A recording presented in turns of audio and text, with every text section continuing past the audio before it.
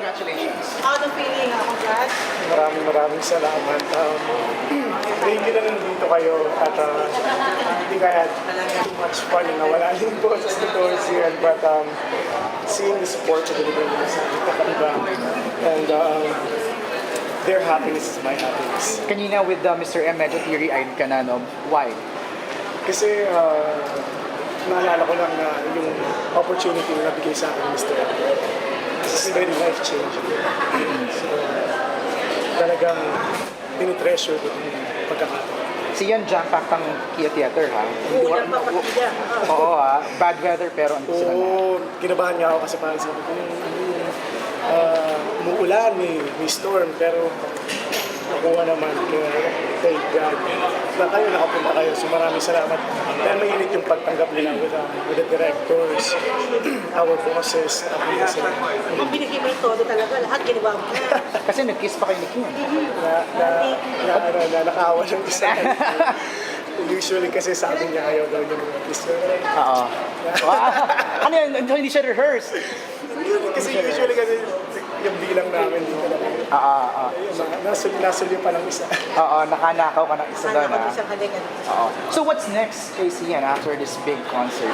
Yeah, I wish to have more shows in terms of music. I want to work on my music. Talagang ako yung passion ko. Ito yung passion ko to give it to the audience, to kumbaga mailabas ko lang talaga yung inner fire ko. And for them to appreciate it means the world to me. Ang nakita actually nila tonight is your versatility in music kasi iba-iba yung pinakita mo. Yun nga, iba-ibang klaseng music and syempre more projects on TV and movies.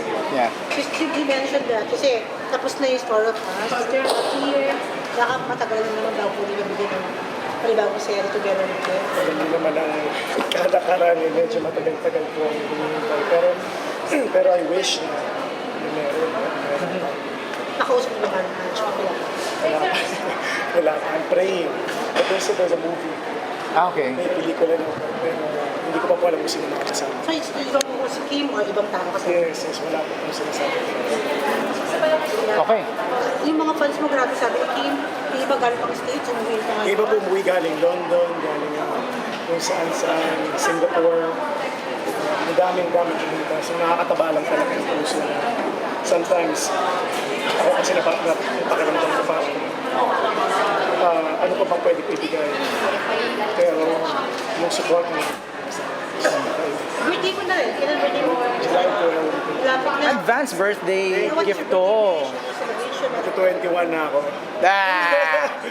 My birthday. Sorry, isang balls ko. Sana more venue to showcase. A bit more venue to showcase and more opportunities. Sana dahil bilang artista mahirap talaga makakuha ng venue. Tama. May plano na kayo? Meron bang celebration gagawin? Siguro uwi muna ako, papahinga ko yung boses ko. Pero yun, siguro after na lang. After na. Ilan taong ka na nga? 21. Ay, naku. Ready na rin. 22. Ah. Tignan na ako ng age. Thank you, si. Sabi nila, we are gonna work on it. We're gonna release a single, then it's gonna be a third album. Wow. And I hope you guys are entertained. Ay, yung techno Sorry, thank you. Salamat din. Thank you. Tapos nakuha ko na rin. Pagka na namin yung kiss mo. Yun ang importante sa lahat. Yun yung hindi siya rehearsed. Ano reaction ni Kim? Nagulat, hinampas ka. Ay, ano ba si Kim? Ay, nandiyan pa daw po. Sa dressing. Nakakawa ng isa. Nakawa ng isa. Andiyan ba si Kim? Pwede namin ma-interview. MC ha. Kasama yun sa plano. O meron ka rin bang ginawa na medyo surprise talaga na hindi kasama sa plano? Yun nga yung sabi ko kay Kim na pahinga isang kiss. Si Kim.